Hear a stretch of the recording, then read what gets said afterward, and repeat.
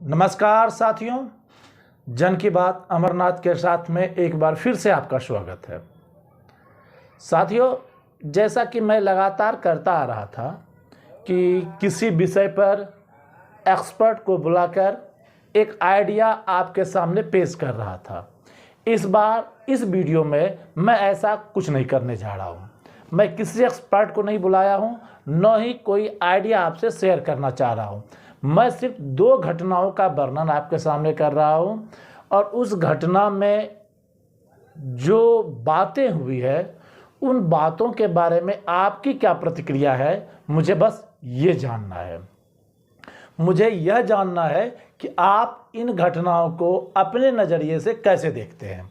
यानी कि इस बार का जो एक्सपर्ट है वो आप हैं, हमारे दर्शक हैं, हमारे वीडियो को जो देखते हैं वो है हमारे चैनल के सब्सक्राइबर हैं।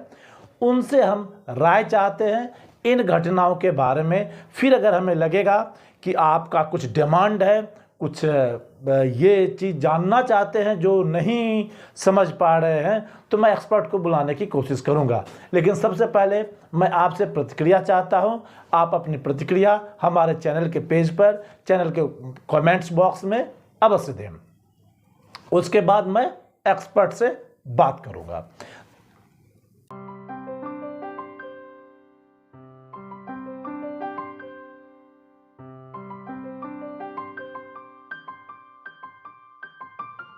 जो दो घटनाओं की मैं चर्चा करना चाह रहा हूं वो घटनाएं भारतीय कोर्ट में घटित हुई है।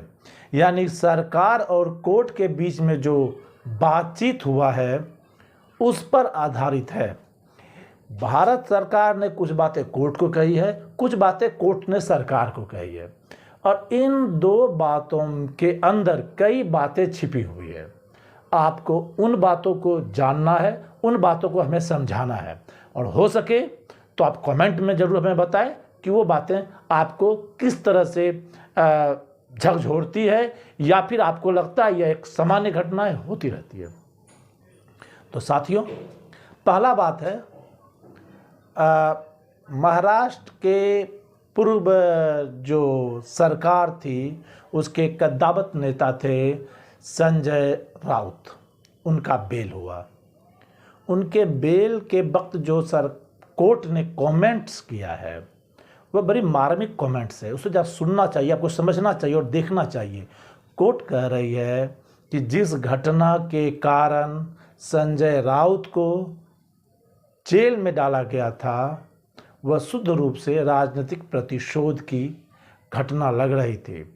इस घटना के मुख्य आरोपी को आपने छोड़ दिया है और जानबूझकर पॉलिटिकल गेनिंग के लिए संजय राउत को जेल में डाल दिए हैं, और इसलिए संजय राउत का बेल होना वाजिब हक है संजय राउत के लिए। साथियों, यह कोर्ट ईडी को कह रहा है कि आप किसी पूर्वाग्रह से ग्रसित होकर संजय राउत को जेल में डाल रहे हैं।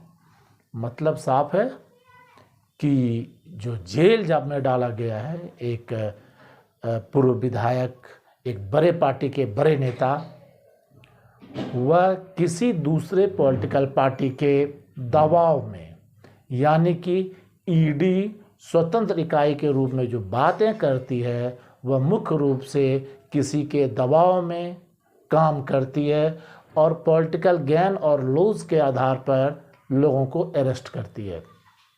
कोर्ट कह रहा है उस जजमेंट में कि जो इसके मुख्य आरोपी हैं उस पर आप हाथ भी नहीं लगाते हैं।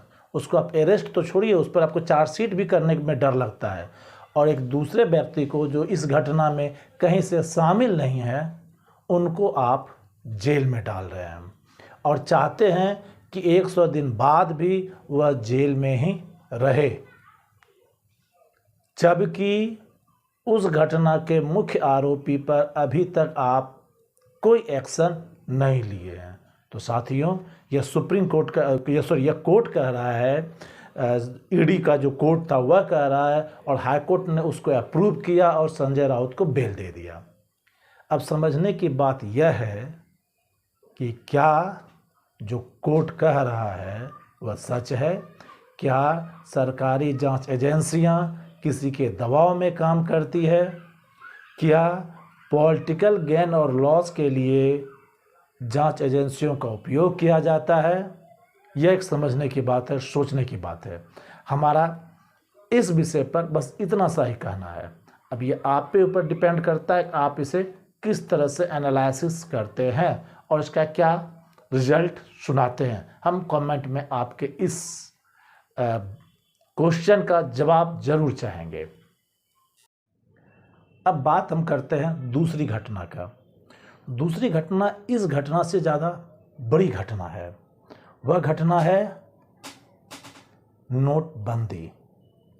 8 नवंबर को केंद्र के जो सबसे बड़ी ताकत थी यानी प्रधानमंत्री जी, वो घोषित करते हैं कि अब 500 और 1000 के नोट लीगल टेंडर नहीं रहेंगे।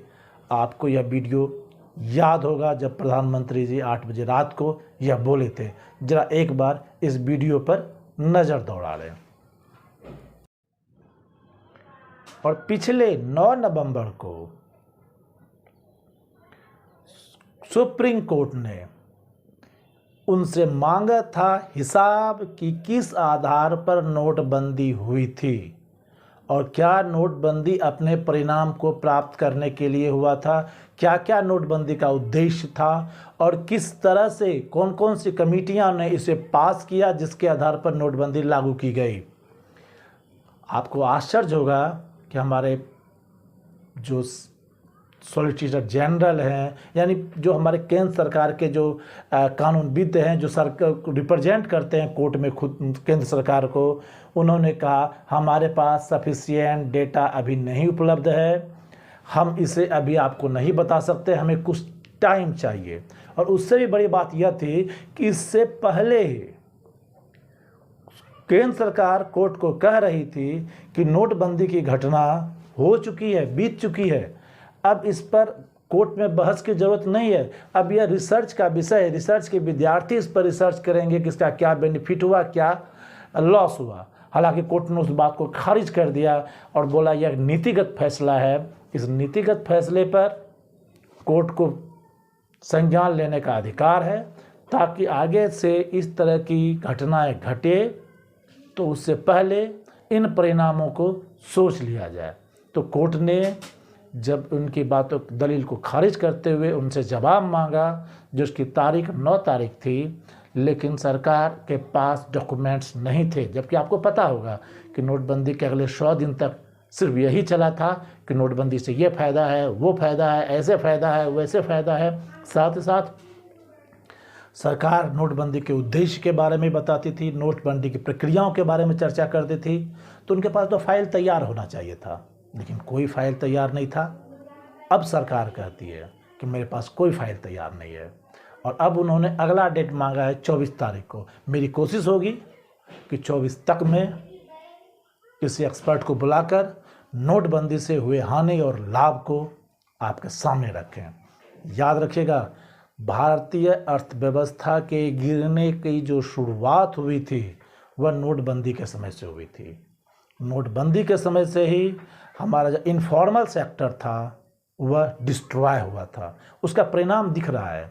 और यह एक नीतिगत फैसला इसलिए मैं कह रहा हूँ क्योंकि यह नीति थी सरकार की कि इनफॉर्मल सेक्टर को समाप्त कर फॉर्मल सेक्टर को बढ़ाया जाए। इसका परिणाम भी आया। छोटे शहरों में छोटे उद्योगपति समाप्त हो रहे हैं, संकट में हैं, जबकि बड़े उद्योगपति अंबानी, अडानी जैसे नामचीन लोग अपनी संपत्ति को हजारों गुना बढ़ा रहे हैं। आप देखिएगा जिस वक्त नोटबंदी लागू हुई या जिस वक्त जीएसटी लागू हुआ, इन दोनों घटनाओं के वक्त देश की आर्थिक स्थिति कमज़ोर पड़ी। सामान्य जो व्यापारी थे या निचले तबके के जो व्यापारी थे उनकी आर्थिक स्थिति कमज़ोर हुई, लेकिन कॉरपोरेट करोड़पति लोग जो अरबपति थे, खरबपति थे, वो और अमीर हुए, उनकी संपत्ति 100 गुना 1000 गुना बढ़ गई। तो यह एक नीति थी सरकार की और यह नीतिगत फैसला था, इसलिए इस पर विचार करने की ज़रूरत है, बार बार विचार करने की ज़रूरत है। धन्यवाद।